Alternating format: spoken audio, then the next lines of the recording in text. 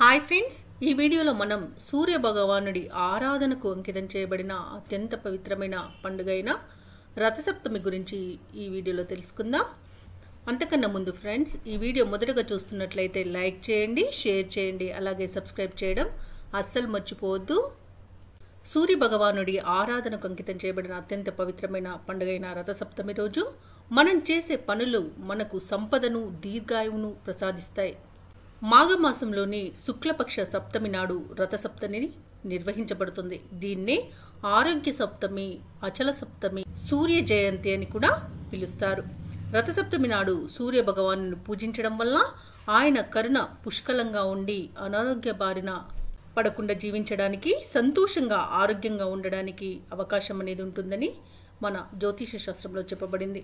రథసప్తమి రోజు సూర్య భగవానుడు తన శక్తివంతమైన కిరణాలతో ప్రపంచం మొత్తం పైన తన కరుణా కటాక్షాల వీక్షణాలను ప్రసరింపజేస్తాడని చాలామంది పెద్దలు బాగా నమ్ముతారు. ఇక రథసప్తమి నాడు అత్యంత భక్తి శ్రద్ధలతో సూర్యుడిని పూజిస్తే గత జన్మలో చేసిన పాపాలన్నీ తొలగిపోతాయని మన పెద్దల నమ్మకం. రోగాలు, బాధల నుండి విముక్తి లభిస్తుందని పెద్దలు చెబుతూ ఉన్నారు. ఈ సంవత్సరం రథసప్తమి ఫిబ్రవరి 16వ తేదీ శుక్రవారం నాడు వస్తుంది.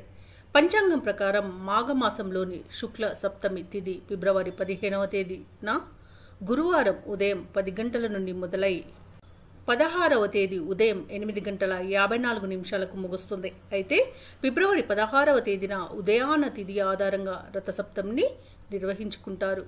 ఇక ఈ రథసప్తమి పర్వదినాన ముఖ్యంగా చేయవలసిన పనుల విషయానికి వస్తే, ఈరోజు చేసే దాన ధర్మాలు విశేషమైన ఫలితాన్ని ఇస్తాయని మన పూర్వీకులు చెబుతారు. ఆ సూర్య భగవానుడు దాన ధర్మాలు, మనం చేసే దాన ధర్మాలకు ప్రసన్నుడవుతాడని రథసప్తమి నాడు నిరుపేద బ్రాహ్మణులకు పప్పు, బెల్లం, గోధుమలు, రాగి, ఎరుపు లేదా కాషాయం రంగు వస్త్రాన్ని దానం చేయాలని చెబుతారు. ఈరోజు ఉదయాన్నే నది స్నానం ఆచరించి సూర్యుని పూజించి ఉపవాస దీక్షతో దాన ధర్మాలు చేస్తే చాలా గొప్ప ఫలితాలు వస్తాయని, అష్ట ఐశ్వర్యాలు, ఆయురారోగ్యాలు మనకు సూర్య భగవానుడు ప్రసాదిస్తాడని మన జ్యోతిష శాస్త్రంలో చెప్పబడింది. 7 జన్మాల పాపాలు తొలగిపోయి పుణ్యగతులు ప్రాప్తిస్తాయని కూడా చెబుతారు.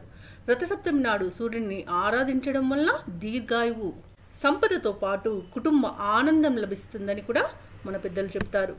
ఈసారి రథసప్తమి నాడే బ్రహ్మయోగం, భరణి నక్షత్రం కూడా ఉన్నాయి. ఈరోజు ఎంతో పవిత్రమైనదిగా పరిగణిస్తున్నారు.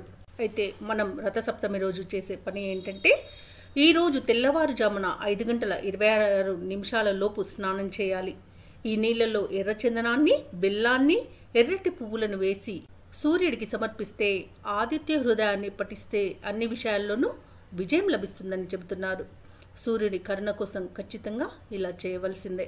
చక్కగా స్నానం చేసి సూర్యుడికి నీటిని నివేదించి నమస్కార ముద్రతో సూర్య భగవానుడిని నిష్ఠగా పూజించడం వల్ల మంచి జరుగుతుందని మన జ్యోతిష శాస్త్రంలో చెప్పబడింది. అంతేకాదు, స్వచ్ఛమైన ఆవు నెయ్యితో ఒక దీపాన్ని వెలిగించి సూర్యుడికి ఎర్రటి కలువ పువ్వులతో, అగరబత్తులతో, కర్పూరం మరియు పూజా విధి విధానాలతో మనం పూజను నిర్వహించి దాన ధర్మాలు చేసి ఉపవాస దీక్షను ఆచరించినట్లయితే సూర్య భగవానుని యొక్క కరుణా కటాక్షాలతో దీర్ఘాయుష్ను పొందడమే కాకుండా సకల సంపదలను మనం సొంతం చేసుకోవచ్చని మన జ్యోతిష శాస్త్రంలో చెప్పబడింది. ఓం హ్రీం సూర్యాయ నమః అన్న మంత్రాన్ని మనం పఠించినట్లయితే మనకి ఇంకా మంచి ఫలితాలు అనేవి లభిస్తాయి. ఇక సూర్య భగవానుడు చీకట్లను ప్రాలదోలి సమస్త లోకాలకు వెలుగు ప్రసాదించేవాడని మనం తెలుసుకున్నాం. ఉదయం బ్రహ్మదేవుడిగా, మధ్యాహ్నం పరమేశ్వరుడిగా, సాయంత్రం విష్ణుమూర్తిగా త్రిమూర్త అవతారుడై తెల్లటి 7 గుర్రాల రథంపై శ్వేత పద్మాన్ని ధరించి దర్శనమిచ్చే సూర్య భగవాను మనం సమస్త లోకాలు ప్రత్యేక దైవంగా కొలుస్తాయని అందరికీ తెలిసిందే. అయితే ఈ సూర్య భగవానుడికి ఏదో ఒక రూపంలో మనం పూజను ఆచరించి మనం అతని యొక్క అనుగ్రహాన్ని పొందడం వలన సుఖమైన జీవితాన్ని అనుభవించవచ్చు. ఇదండి రథసప్తమి నాడు చేసే మన పనుల వలన మనకు లభించే దీర్ఘాయువు మరియు అదృష్టం ఏ విధంగా లభిస్తుందో ఈ వీడియోలో మనం తెలుసుకున్నాం కదా. ఈ వీడియో నచ్చినట్లయితే లైక్ చేయండి, షేర్ చేయండి, అలాగే సబ్స్క్రైబ్ చేయడం అస్సలు మర్చిపోవద్దు. అంతా శుభమే జరుగుతుంది.